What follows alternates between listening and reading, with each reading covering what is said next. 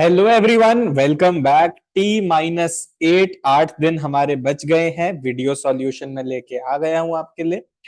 तो चलिए स्टार्ट करते हैं क्वेश्चन नंबर 1 से। इस बार हमारे पास बायोलॉजी के भी 15 क्वेश्चंस हैं और 15 केमिस्ट्री के।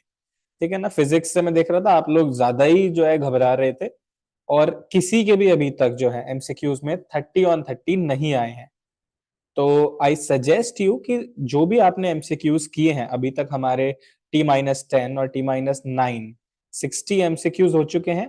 वो 60 के आप करेक्शन जरूर कर लें। ठीक है ना। देखो, अगर करेक्शन नहीं करोगे तो कोई फायदा नहीं है। ठीक है ना। ये तो बस आपने गलत कर दिए, सही कर दिए, लेकिन उनकी करेक्शन जो है वो अच्छे से कीजिए। चलो, पहला क्वेश्चन है।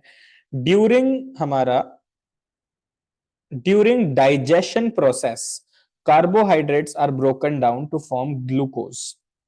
ये केमिस्ट्री का क्वेश्चन है। डाइजेशन प्रोसेस में कार्बोहाइड्रेट कार्बोहाइड्रेट यानी glucose C6H12O6 break down to form glucose, मतलब कि कार्बोहाइड्रेट एक थोड़ा कॉम्प्लेक्स फॉर्म होती है, उससे ब्रेक डाउन करके ग्लूकोज बन जाता है यानी कि C6H12O6 which combines with dash in the cells and provide energy. यानी कि ये किस चीज से कंबाइन करता है जिससे कि ये हमें एनर्जी देता है, और ऑब्वियसली कुछ ना कुछ और प्रोडक्ट्स भी मिलते होंगे। ये रिएक्शन आपकी बायोलॉजी में भी है, लेकिन ये क्वेश्चन अभी हमने केमिस्ट्री सेक्शन में रखा है। वहां भी सेम ही है, कोई फर्क नहीं है।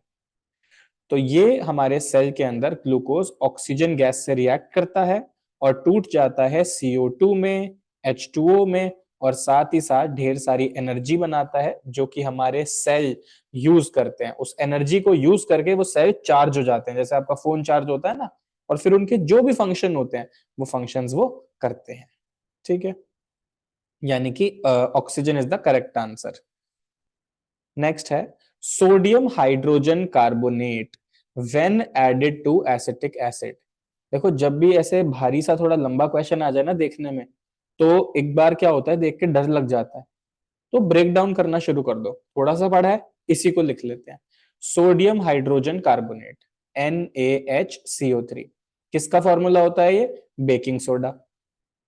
When added to acetic acid यानी कि ethanoic acid CH3COOH evolves a gas. तो पूरी रिएक्शन लिख लेते हैं। इतने तो हम अब सक्षम हो चुके हैं, इतना तो सीख चुके हैं कि हम पूरी रिएक्शन लिख लें। तो ये क्या है? एसिड, और ये है मेटल बाइकार्बोनेट। तो एक सॉल्ट बनेगा CH3COONA plus H2O plus CO2। कौन सी रिएक्शन है ये रिएक्शन है मेटल बाइकार्बोनेट प्लस एसिड वाली reaction. Metal bicarbonate plus acid, तो क्या मिलता है? Salt plus CO2 plus H2O। वही हमें यहां पे मिल गया। ठीक है ना। तो अब गैस कौन सी है? CO2। अब CO2 के लिए कौन सी स्टेटमेंट्स ट्रू है ये बताना है। It turns lime water milky, बिल्कुल जी बिल्कुल, हाँ। It extinguishes a burning splinter.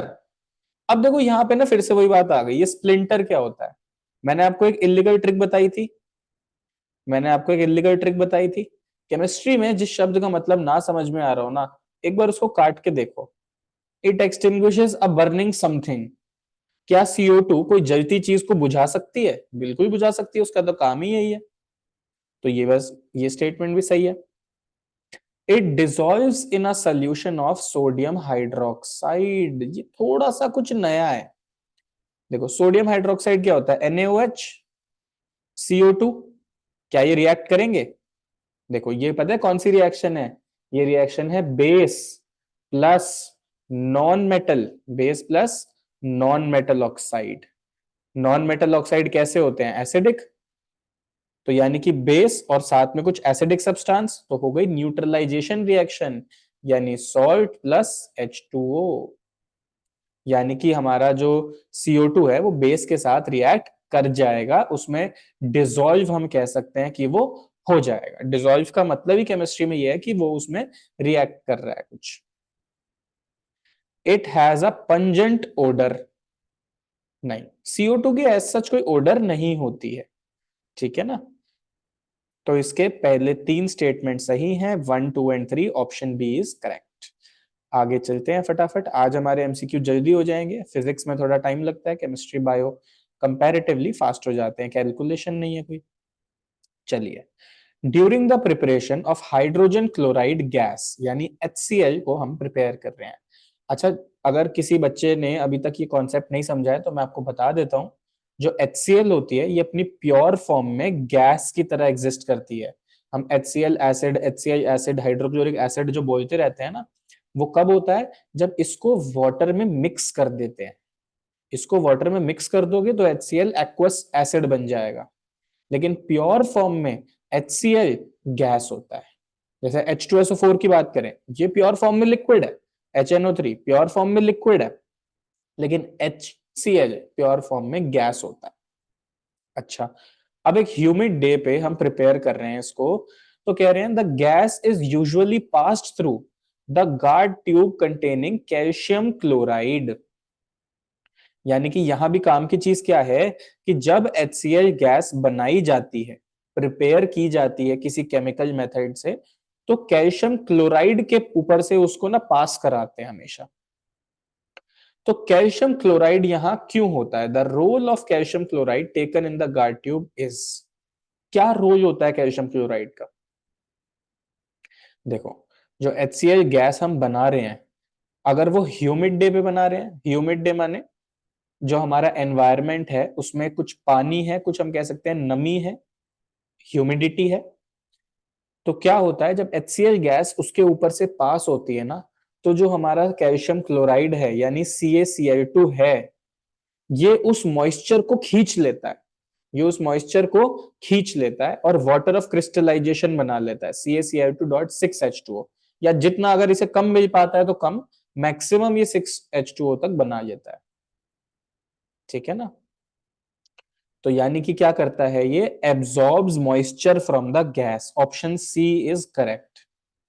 लेकिन लेकिन कुछ बच्चों के दिमाग में हो सकता है एक सवाल आए कि सर कैल्शियम क्लोराइड ही क्यों, इसका तो वाटर ऑफ क्रिस्टलाइजेशन कहीं एनसीईआरटी में है भी नहीं।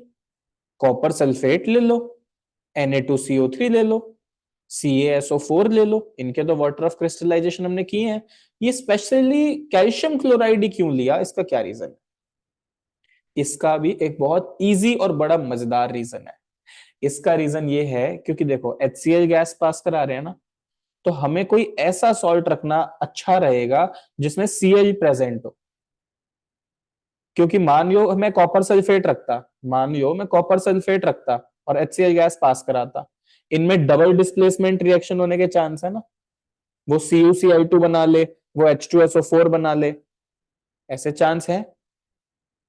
तो इसीलिए हम कोई ऐसा सॉल्ट रखते हैं जिसमें Cl प्रेजेंट हो और साथ के साथ वाटर ऑफ क्रिस्टलाइजेशन करने के भी वो लायक हो।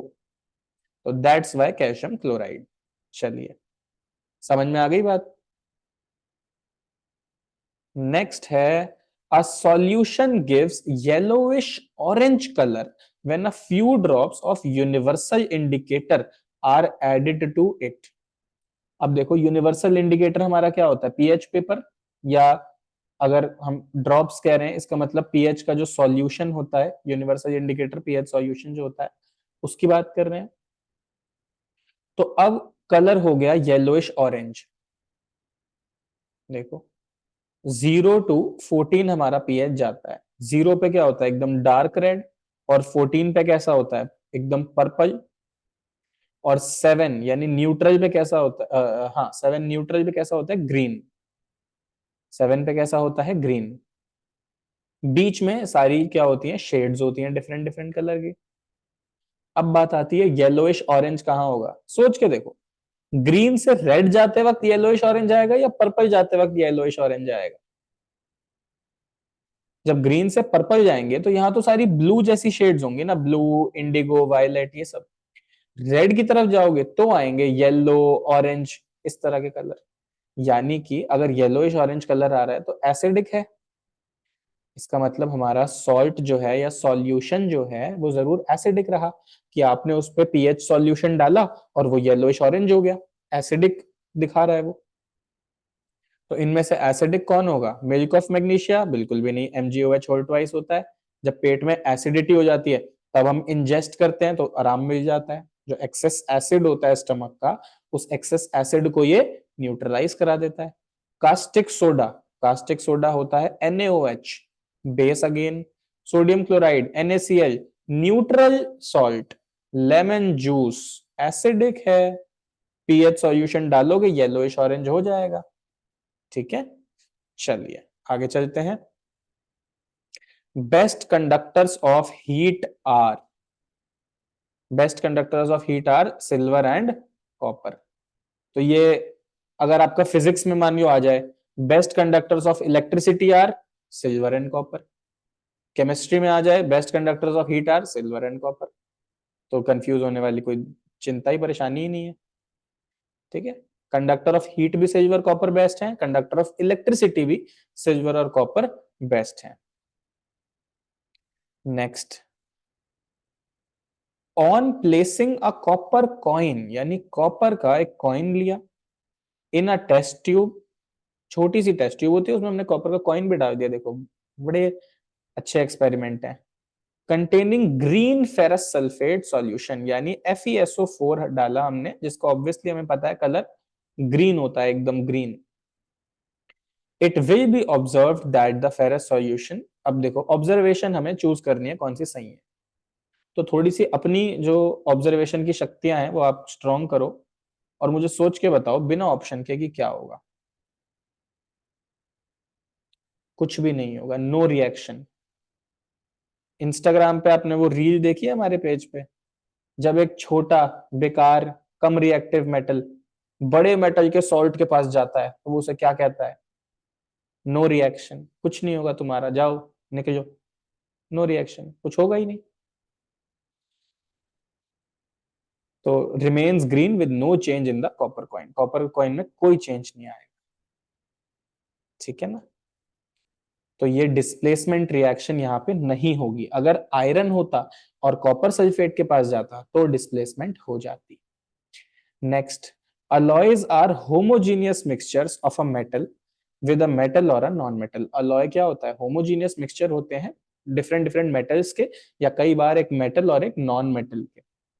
इनमें से कौन सा अलॉय जो है वो नॉन मेटल कंटेन करता है, ये आपको बताना है। तो जो स्टील है, इसके अंदर हमारे आयरन के साथ साथ कार्बन की भी छोटी मोटी बहुत छोटी सी अमाउंट प्रेजेंट होती है। तो इसमें हमारा कार्बन एक नॉन मेटल हो गया, तो स्टील में हमारा नॉन मेटल कंटेन होता है।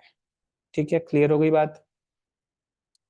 फिर है the functional group in acetic acid. इतनी बार बात हो चुकी ना एसिटिक एसिड की तो कि बस पूछो ही मत।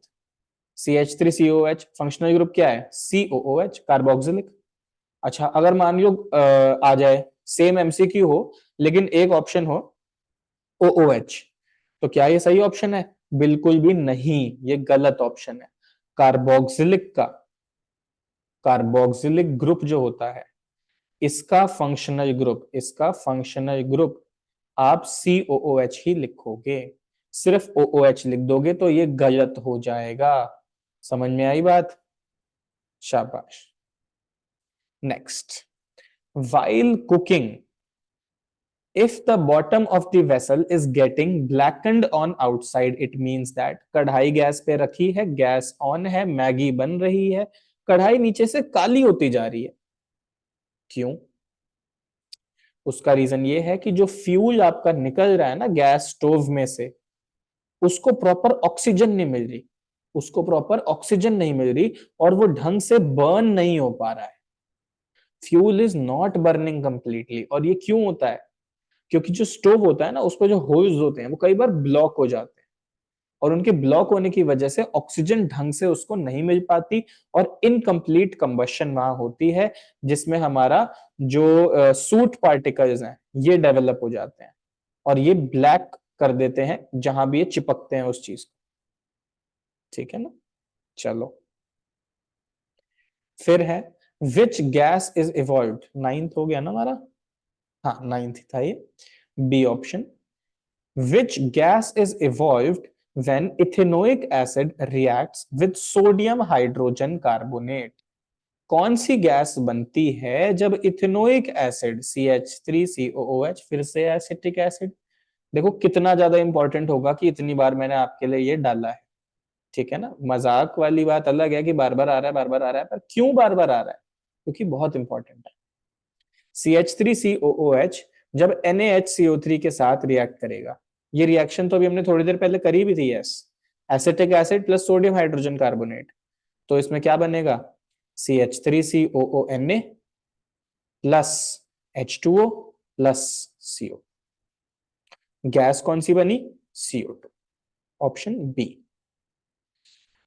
चलिए, अच्छा, अगर आप लोगों को कोई भी डाउट हो रहा है उन क्वेश्चंस में जिनकी मैं वीडियो डाल चुका हूं, जैसे 10 वाली, 9 वाली और अब ये 8 वाली के बाद भी, तो आप लोग ना उस डाउट को कैरी ऑन करके मत चलना। देखो मुझे बिल्कुल अच्छा नहीं लगेगा कि मैंने समझाया और तब भी डाउट रह गया और आप उसको कैरी ऑन कर रहे हो।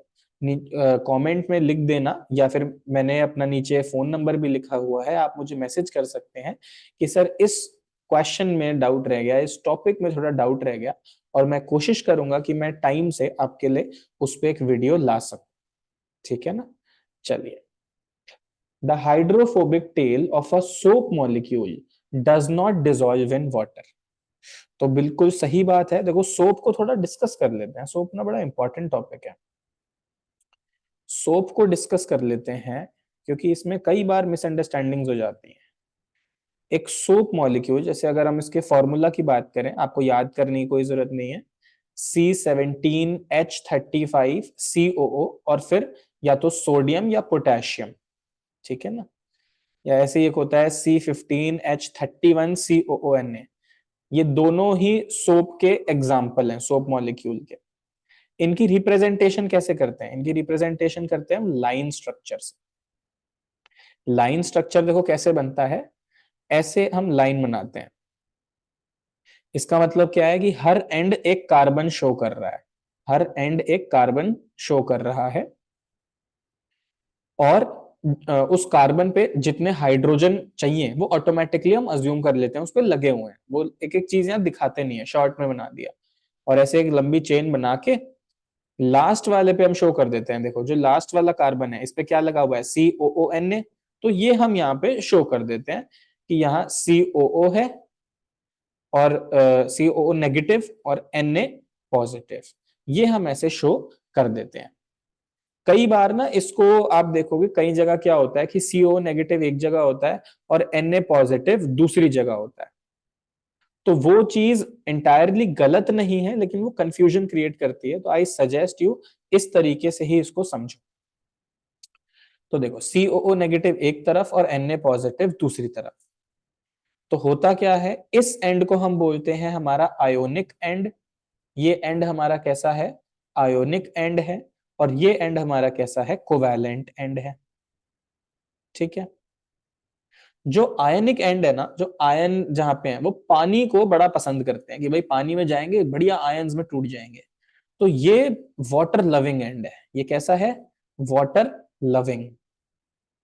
और इसके ऑपोजिट जहां सिर्फ carbon carbon carbon carbon carbon जुड़े हैं, सब कोवैलेंट बॉन्ड से, उनको पानी बिल्कुल भी नहीं पसंद, वो वाटर हेटिंग है। वाटर हेटिंग या वाटर रेपेलिंग कुछ भी कह सकते हो, ठीक है ना। कुछ भी कह सकते हो, क्योंकि ये तो हम जनरल भाषा में बोल रहे हैं। जब केमिस्ट्री में बोलेंगे तो क्या कहेंगे? ये पानी से डरते हैं, यानी हाइड्रो से, हाइड्रो पानी, हाइड्रो से फोबिक हैं, डरते हैं। और ये चाहते हैं कि पानी में भर जाए जाके, हाइड्रोफिलिक, वाटर लविंग। तो अब होता क्या है, जब हम अपने हाथ पे साबुन लगाते हैं, मान लो हमारे हाथ भाई गंदे हो रखे हैं, थोड़ा सा कुछ ऑयल या डर्ट इस पे लगी हुई है, ठीक है ना। तो होगा क्या, जैसे मान लो भाई एक बहुत सुंदर सा डायग्राम बनाएंगे अब हम। ये हमारा हाथ है, 4 उंगलियां हैं और एक अंगूठा है। अब इस पे मान लो हमारे हाथ पे क्या हुआ, थोड़ी सी लग गई डर्ट। हमारे हाथ पे क्या लग गई? डर्ट। तो क्या होगा, हमने पानी लगाया, नहीं गई, फिर हमने सोप लगाया। अब सोप लगाने के बाद क्या होगा कि जो सोप मॉलिक्यूल है ना, जो सोप मॉलिक्यूल है, उनका जो आयोनिक एंड है, उनका जो आयोनिक एंड है वो बाहर की तरफ पॉइंट करेगा, और जो कोवैलेंट एंड है जिसको पानी नहीं पसंद, वो इस डर्ट को पकड़ लेगा। पानी नहीं पसंद लेकिन डर्ट बड़ी पसंद है उसको, बड़ी अजीब सी बात है। तो मिट्टी में चला जाता है वो, या ऑयल में चला जाता है, कह दो ऑयल लविंग है। तो सोप मॉलिक्यूल यहां पे अपने आप को कुछ इस तरह से अलाइन कर लेते हैं। सोप मॉलिक्यूल अपने आप को यहां कुछ इस तरीके से अलाइन कर लेते हैं। कई सारे सोप मॉलिक्यूल अपने आप को इस तरह अलाइन कर लेते हैं। लेकिन क्या ये सोप मॉलिक्यूल का सही रिप्रेजेंटेशन है? Not yet. सही रिप्रेजेंटेशन नॉट येट। क्यों? क्योंकि दूसरे एंड पे यहां हमें क्या बनाना होगा? आयोनिक एंड भी तो बनाना होगा, COO नेगेटिव, Na पॉजिटिव, ऐसे COO नेगेटिव, Na पॉजिटिव, ये भी शो करने हैं। COO नेगेटिव, Na पॉजिटिव, ये शो करने बहुत जरूरी है। COO नेगेटिव, Na पॉजिटिव, हर उस पे ऐसे सर्कल भी बना दोगे तो भी उसका मतलब यही होता है।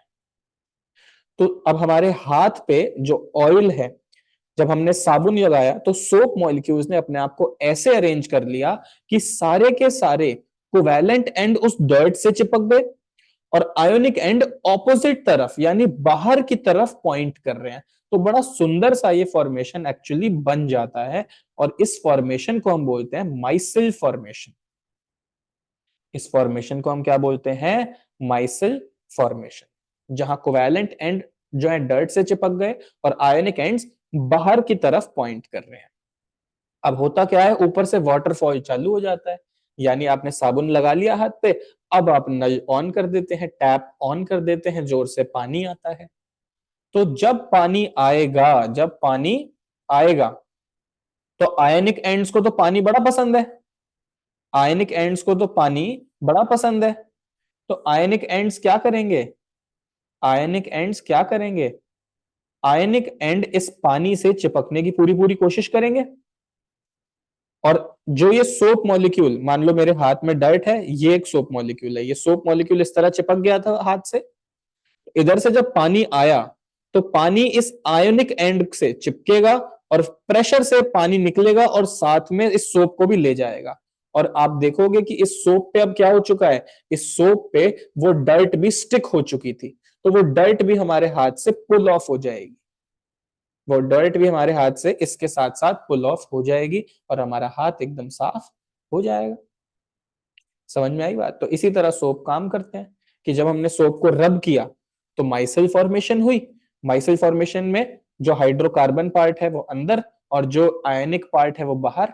आयनिक पार्ट जो होता है हाइड्रोफिलिक होता है, वाटर लविंग होता है। तो जब पानी आएगा आयनिक पार्ट उससे चिपकेगा और पूरा का पूरा सोप मॉलिक्यूल चला जाएगा और अपने साथ डर्ट को भी ले जाएगा। समझ में आ गई बात? बहुत बढ़िया।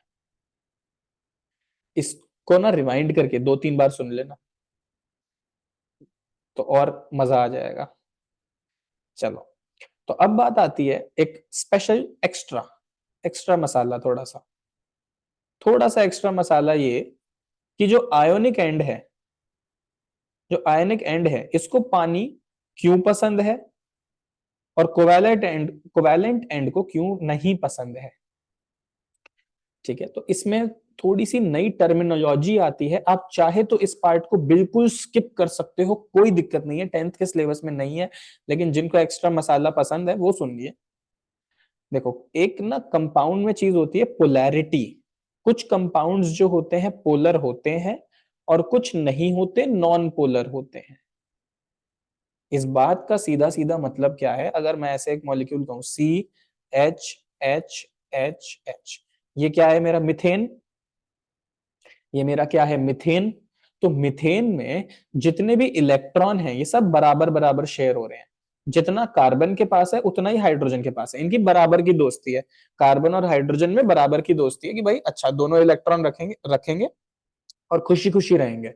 तो इसमें कोई पोलैरिटी नहीं है, यानी कि इलेक्ट्रॉन किसी एक तरफ ज्यादा एक तरफ कम ऐसा नहीं है। तो ये है नॉन पोलर। ये क्या है? Non polar. इतनी बात पहले समझ में आई।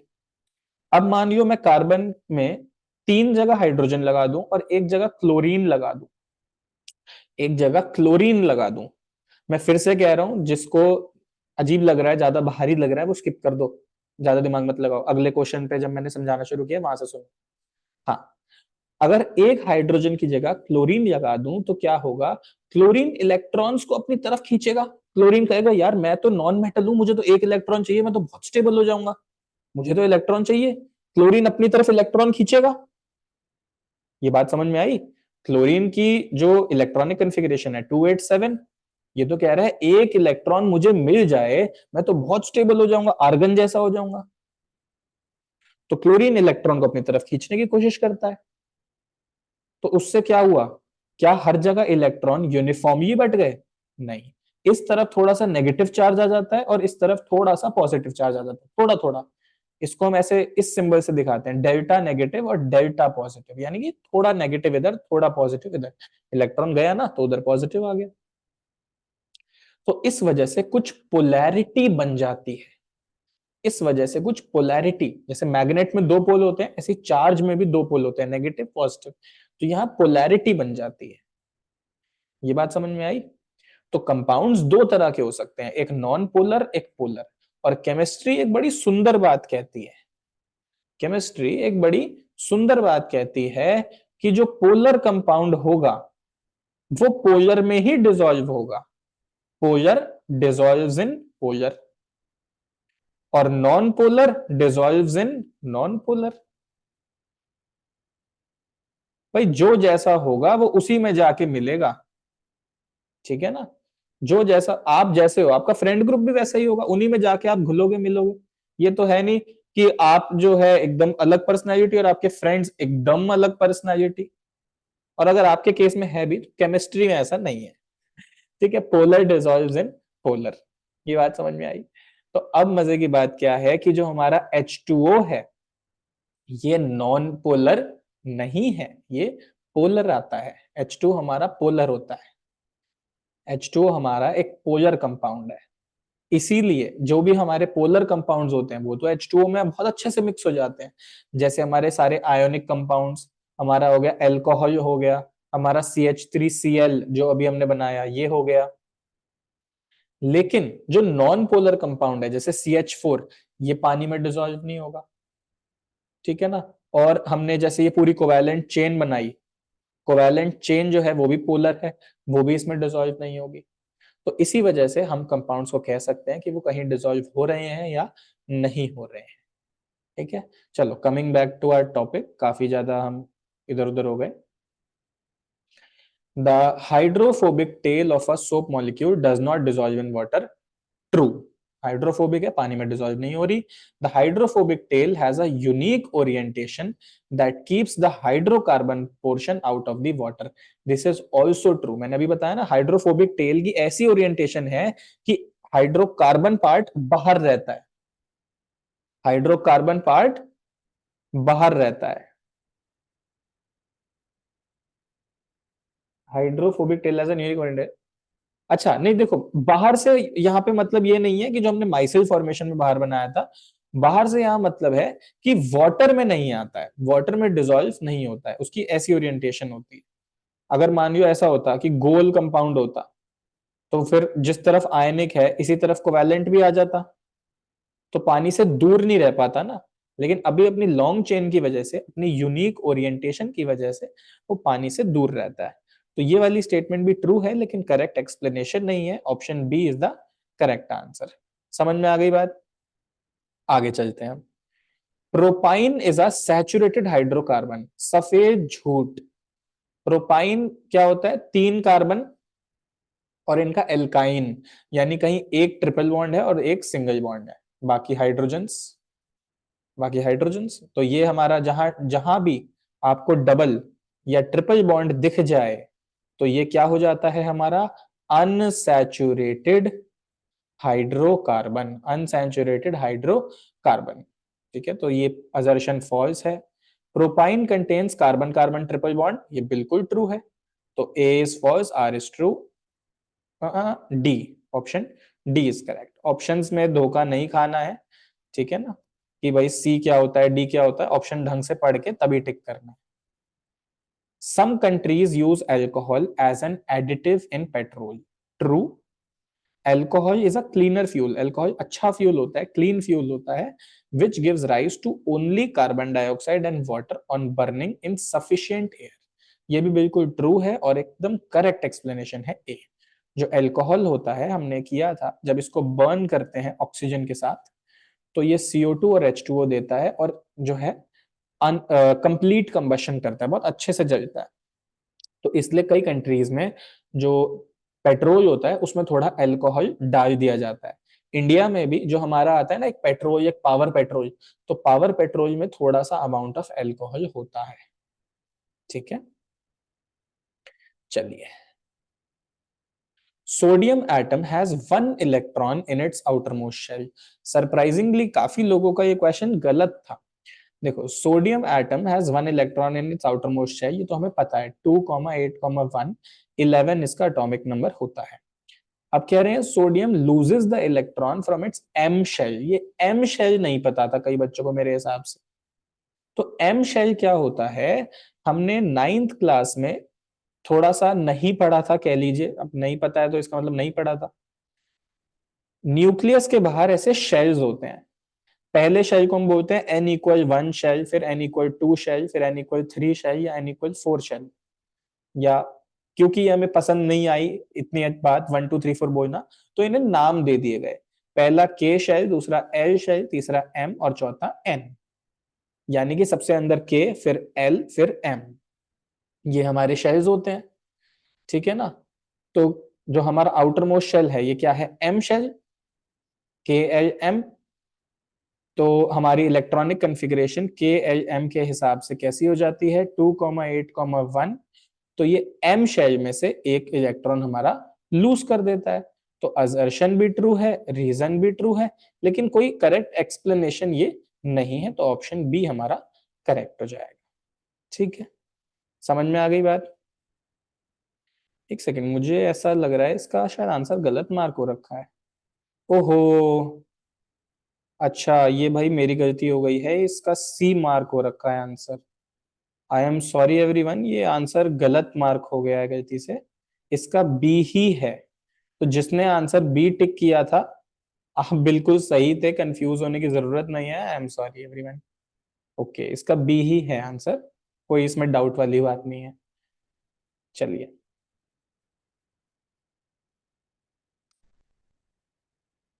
अगला है magnesium metal floats when immersed in hot water. तो मैग्नीशियम को जब पानी में डालते हैं, कोल्ड वाटर से ही रिएक्ट नहीं करता। अच्छा, रीजन भी वही है, हमें पता है कोल्ड वाटर से रिएक्ट नहीं करता, ट्रू। हॉट वाटर में जब डालते हैं तो ये क्या बना लेता है, मैग्नीशियम ऑक्साइड बनाता है शुरू में, और हाइड्रोजन गैस, और बाद में ये मैग्नीशियम ऑक्साइड और ज्यादा पानी के साथ रिएक्ट करके मैग्नीशियम हाइड्रोक्साइड में कन्वर्ट हो जाता है। तो अब होता क्या है, ये रिएक्शन इतनी फास्ट होती है कि इसमें जो बबल्स बनते हैं, इसमें जो बबल्स बनते हैं वो बहुत जल्दी जल्दी बनते हैं। और वो बबल्स बहुत जल्दी जल्दी बनने की वजह से मैग्नीशियम मेटल के सरफेस पे स्टिक हो जाते हैं। मैग्नीशियम मेटल के सरफेस पे स्टिक हो जाते हैं और इसको फ्लोट करा देते हैं। जैसे पानी में हमने मैग्नीशियम मेटल डाला, तो क्या हुआ, बहुत सारे बबल्स बने हाइड्रोजन गैस के, और वो इसको फ्लोट करा दे। ठीक है, चलो जी। तो ये भी ट्रू, ये भी ट्रू, करेक्ट एक्सप्लेनेशन नहीं है बी। अब आते हैं हम बायोलॉजी पे। Which of the following is not true, which of the following is false, ये बताना है। Energy is not required by our body when we are sleeping. सोते वक्त क्या एनर्जी नहीं चाहिए होती, बिल्कुल चाहिए होती है। भाई सोते वक्त सपने नहीं देखते आप लोग, बिना एनर्जी के कैसे आएंगे सपने। सोते वक्त सांस ले रहे होते हैं, सोते वक्त हमारा दिल जो है वो हार्ट बीट चालू होती है, सारे हमारे बॉडीली फंक्शन जो है कितने ज्यादा एक्टिव होते हैं। तो एनर्जी भी चाहिए उनके लिए, हार्ट बीट हो रहा है तो एनर्जी चाहिए, सेल घूम रहे हैं, ब्लड घूम रहा है पूरी बॉडी में, तो एनर्जी तो चाहिए। स्लीपिंग के वक्त एनर्जी चाहिए, तो ये स्टेटमेंट कैसी हो गई, फॉल्स। तो यानी ये करेक्ट है। लेकिन वेट करो, नीचे बोथ 1 और 3 भी लिखा है। Plants need energy. क्या प्लांट्स को एनर्जी चाहिए होती है, खाना खाते हैं वो, बिल्कुल खाना खाते हैं, जिंदा है, एनर्जी भी चाहिए। अपना खाना खुद ही बनाते हैं और खा लेते हैं फोटोसिंथेसिस के थ्रू, ऑटोट्रॉफ बोलते हैं इसीलिए हम इनको। तो ये तो ट्रू है। By products like CO2 formed during energy generation are harmful. तो ये भी ट्रू है, जो CO2 है वो हमारी बॉडी के लिए कोई फायदेमंद नहीं है, वो हार्मफुल है। ठीक है ना। तो ये भी स्टेटमेंट जो हो गई ट्रू हो गई। सिर्फ फॉल्स कौन सी थी? पहली वाली, energy is not required by our body when we are sleeping. चलो आगे चलते हैं। The internal cellular energy reserve in autotroph is, यानी वही ऑटोट्रॉफ ने जब धूप ली और अपना खाना बनाया, तो जो सेल में एनर्जी स्टोर हुई या जो भी एनर्जी स्टोर होती है खाना बनाने के बाद, वो किस फॉर्म में होती है? वो स्टार्च की फॉर्म में होती है। जो खाना बनता है वो स्टार्च की फॉर्म में इकट्ठा हो जाता है, क्योंकि रिजर्व बोल रहे हैं ना। रिजर्व का मतलब क्या है कि बनने के बाद उसको जब गोडाउन में रखा तो किस तरीके से रखा? स्टार्च की फॉर्म में। जब भी उन्हें लगता है कि भाई हमें एनर्जी की जरूरत है, उस स्टार्च को थोड़ा थोड़ा सा वो यूज कर लेते हैं, और जो एक्स्ट्रा होता है उसको फ्रूट्स की या वेजिटेबल्स की फॉर्म में वो बाहर निकाल देते हैं। Iodine solution is used to test the presence of starch. ये तो हम शायद 7th क्लास से पढ़ते आ रहे हैं कि आयोडीन को हम किसी सॉल्यूशन पे डालते हैं, अगर उसमें स्टार्च हुआ तो वो डीप ब्लू कलर का हो जाता है, डार्क ब्लू कलर का वो हो जाता है। आगे चलो। इन अमीबा, अमीबा क्या होता है? जिसका ना सर है, ना पैर है, ना पेट है, ना आंख है, सिर्फ अमीबा ही अमीबा है, और वो फैले जा रहा है कहीं पे भी। Food vacuole is formed by fusion of dash with the food particle. तो फूड वैक्यूल यानी उसका जो पेट है वो भी है नहीं, लेकिन जब खाना दिखता है तो पेट बन जाता है। खाना दिखता है तो पेट बन जाता है, कैसे? वो सूडोपोडिया की मदद से ऐसे फैलता हुआ खाने को घेर लेता है, और जो उसने घेरा खाने को, बीच में हमारा फूड आ गया और वही उसका खाली पेट हो जाता है सूडोपोडिया की मदद से। ठीक है, तो सूडोपोडिया से ही वो अपने फूड पार्टिकल को घेरता है और फूड वैक्यूल बना लेता है। ठीक है, आगे चलते हैं। Digestion of carbohydrates, fats as well as proteins takes place in which of the following? Carbohydrate भी, फैट भी, प्रोटीन भी, ये सब की सब स्मॉल इंटेस्टाइन में जाके डाइजेशन अपना करने लगते हैं, और हमारी बॉडी को ये न्यूट्रिएंट्स जो हैं वो ब्लड में मिलने लगते हैं। ठीक है ना? देखो आप मुझे बताओ, अच्छा माउथ में कौन सा न्यूट्रिएंट मिलता है? मिलता है, अगर आपने कुछ खाना खाया, क्या माउथ में वो डिसॉल्व होगा? यस। जो कार्बोहाइड्रेट होते हैं ना, वो अपनी बहुत सिंप्लीफाइड फॉर्म में है, अगर स्टार्च की फॉर्म में है बिल्कुल, तो वो हमारे माउथ में भी थोड़ा थोड़ा डिसॉल्व हो जाते हैं, और वहीं से हमें इंस्टेंट एनर्जी मिलने लगती है। वहीं से हमें इंस्टेंट एनर्जी मिलने लगती है। जो ग्लूकोज के जैसे बिस्किट आते हैं, आप वो बिस्किट खाते हो तो क्या होता है, वो माउथ में ही थोड़ा सा डिसॉल्व हो जाते हैं और इंस्टेंट एनर्जी मिल जाती है। बाकी कंप्लीटली डाइजेशन कहाँ होता है? स्मॉल इंटेस्टाइन में। और जो बचे कुचे वाटर हैं, मिनरल्स हैं, और कोई थोड़े बहुत जो न्यूट्रिएंट्स हो गए, वो हमारे लार्ज इंटेस्टाइन में उनका हिसाब किताब वहां हो जाता है। ठीक है, large intestine water, mineral, nutrient वो खींच लेती है। लेकिन मेन क्या आंसर है इसका? स्मॉल इंटेस्टाइन, जहां पे कार्बोहाइड्रेट, फैट, प्रोटीन तीनों की डाइजेशन अच्छे से होती है। आगे चलते हैं। ड्यूरिंग विगरस एक्सरसाइज, जब अच्छे से आप एक्सरसाइज करते हैं तो पैरों में कई बार क्रैम्प्स आ जाते हैं। ठीक है ना, मसल आपकी टाइट हो जाती है। In the outer muscles of an athlete is due to the conversion of pyruvate to. तो जो हमारा पायरुवेट बनता है उससे एक चीज बनती है जिसकी वजह से ये क्रैम्प्स आते हैं, वो होता है हमारा लैक्टिक एसिड। लैक्टिक एसिड हमारी बॉडी में उस मसल में बन जाता है। क्यों बन जाता है?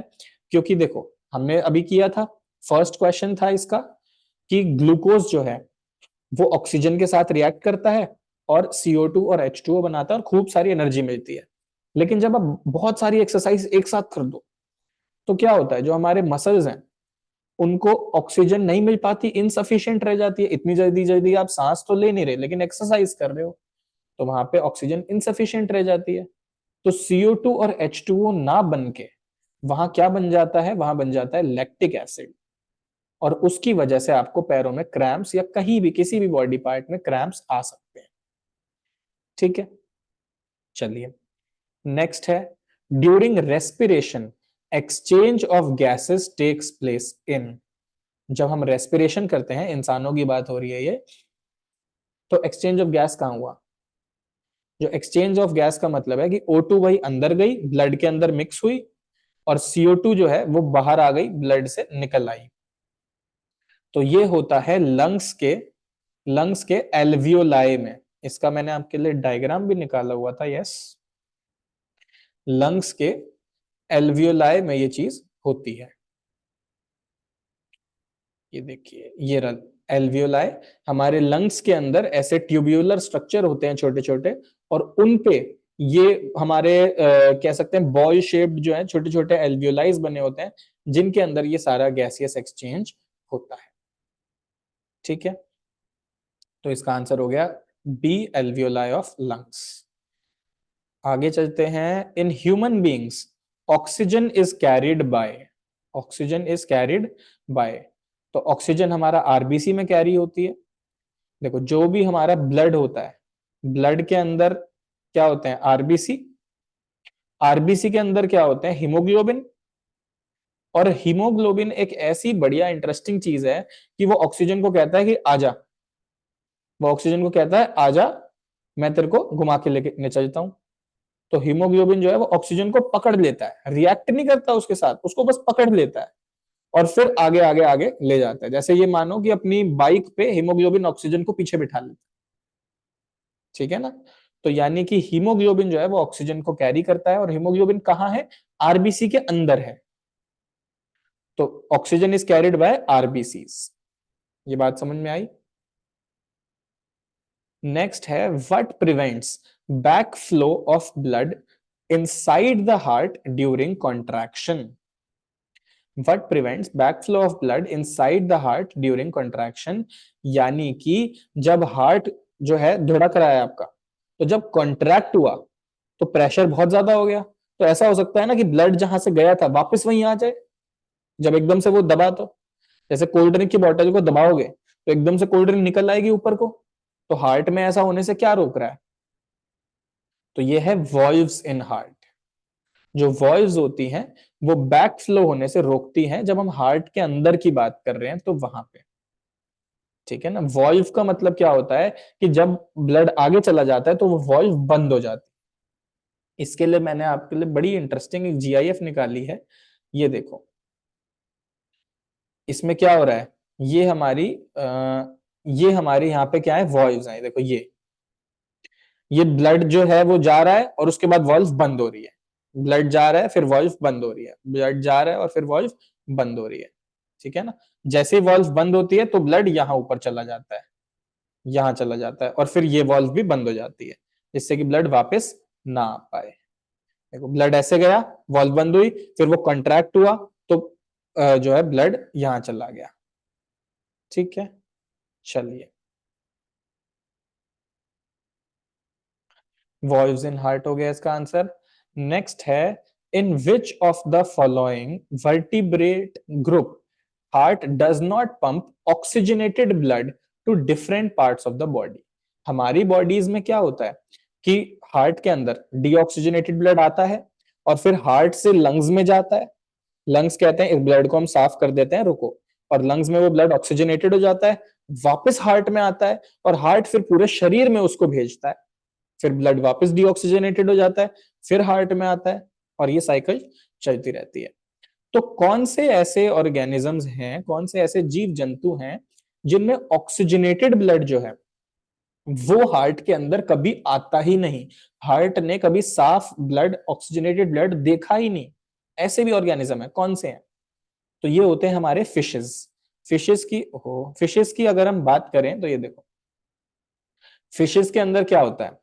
फिशेस के अंदर ऊपर ये हार्ट हो गया हमारा, जो ब्लड है वो इस तरह जाता है गिल्स के पास। गिल्स जो है इसमें क्या करते हैं? इसमें ऑक्सीजन भर देते हैं, गिल्स इसमें ऑक्सीजन भर देते हैं, फिर ये ब्लड पूरी बॉडी में जाता है, जहां जहां भी यूज होना है पूरी बॉडी में गया, यूज हो गया, सिस्टमेटिक कैपिलरीज में जितना भी यूज होना था वहां से ऑक्सीजन ले ली, और फिर उसके बाद जो डीऑक्सीजनेटेड ब्लड है वो वापस हार्ट में चला गया। तो फिशेस में ये क्यों पॉसिबल है? क्योंकि बहुत छोटी छोटी बॉडी होती है इनकी, इसलिए पॉसिबल है। ठीक है ना? चलो, देखो, ब्लड को ना आप ऐसे समझ सकते हो, ब्लड होता है च्युइंग गम की तरह। किसकी तरह होता है? च्युइंग गम की तरह। सबने खाई है। यानी जब आप शुरू में खाते हैं तो उसमें फ्लेवर आता है और फिर उसके बाद फ्लेवर खत्म हो जाता है। तो अब च्युइंग गम में हमारे पास ये ऑप्शन तो होता नहीं कि आप उसमें दोबारा फ्लेवर भरवा सको, आप तो उसे फेंक देते हो, स्पिट कर देते हो। लेकिन ब्लड में क्या होता है कि यहाँ पे उसमें दोबारा से रिफिल हो जाता है, यहां से उसमें दोबारा से रिफिल हो जाता है वो फ्लेवर यानी कि ऑक्सीजन, और फिर पूरी बॉडी में जाती है, पूरी बॉडी जो है उसका टेस्ट लेती है ऑक्सीजन का, यानी कि उसको यूज करती है फॉर ब्रेकडाउन ऑफ, यूज करती है फॉर ब्रेकडाउन ऑफ ग्लूकोज, जिससे कि क्या मिलती है, एनर्जी। यानी कि वो च्युइंगम जो है यानी ऑक्सीजन गैस जो है वहां भर गई, पूरी बॉडी में घूमी, एनर्जी मिलती गई पूरी बॉडी को, फिर जब ऊपर आई च्युइंगम खत्म हो गई, फ्लेवर खत्म हो गया, ऑक्सीजन गैस खत्म, लेकिन वो रबर जो च्युइंगम है अभी भी वो आगे गई, हार्ट ने उसे और आगे भेजा, नीचे आई, उसके अंदर फिर फ्लेवर भरा गया, ऑक्सीजन गैस भरी गई और वो आगे चलती बनी। ठीक है ना। चलो, तो ये सिर्फ फिशेस में होता है, यानी कि पाइसेस ओनली, फिशेस का जो बायोलॉजिकल नेम है वो पाइसेस होता है। ठीक है। लास्ट हमारा असर्शन रीजन बायो के, diffusion is insufficient to meet the oxygen requirements of multicellular organism. क्या हम सिर्फ एयर से डिफ्यूजन करके अपने स्किन के थ्रू सांस ले सकते हैं? नहीं, फॉल्स। छोटे छोटे जो ऑर्गेनिज्म होते हैं ना वो ले सकते हैं, हम नहीं ले सकते, हमें बहुत सारी ऑक्सीजन चाहिए। In multicellular organism, all the body cells are not in direct contact with the surrounding environment. ये भी ट्रू है, हमारे तो सेल्स कांटेक्ट में ही नहीं है, स्किन तो वैसे ही डेड सेल होती है, वो कहाँ ऑक्सीजन खींचेगी, है कि नहीं। तो ये हमारे तो डायरेक्ट कांटेक्ट में ही नहीं है, इसलिए लेना ही पॉसिबल नहीं है। और अगर मान लो किसी तरह होते भी, लेना पॉसिबल भी होता, तो वो सफिशियंट नहीं होती, क्योंकि हमें तो बहुत ज्यादा ऑक्सीजन चाहिए। तो इस केस में डिफ्यूजन इज इनसफिशियंट कह रहे हैं, तो ये बात बिल्कुल ट्रू है, ये बात बिल्कुल ट्रू है कि डिफ्यूजन इज इनसफिशिएंट। ठीक है ना, सफिशिएंट नहीं है। और क्यों नहीं है, क्योंकि हमारे डायरेक्ट कांटेक्ट में ही नहीं है बॉडी सेल्स, तो वो लेंगी कैसे, तो ये करेक्ट एक्सप्लेनेशन भी हो गई। ठीक है। चलो चलो, stomatal pores are closed when guard cells are turgid. Okay, guard cells swell when water flows into them. तो पहले रीजन को समझने से शुरुआत करते हैं। गार्ड सेल जो है कह रहे हैं स्वेल हो जाते हैं जब उनमें पानी भरता है। ऑब्वियस सी बात है, जब पानी भरेगा तो स्वेल हो जाएंगे, भाई कोई चीज भर रही है तो फूल जाएंगे, ट्रू है। अब टर्जिड का मतलब क्या है, टर्जिड का मतलब उसी तरह से है कि स्वेल हो गए वो। तो कह रहे हैं स्टोमेटल पोर बंद हो जाते हैं जब गार्ड सेल भर जाते हैं, तो ये बात फॉल्स है।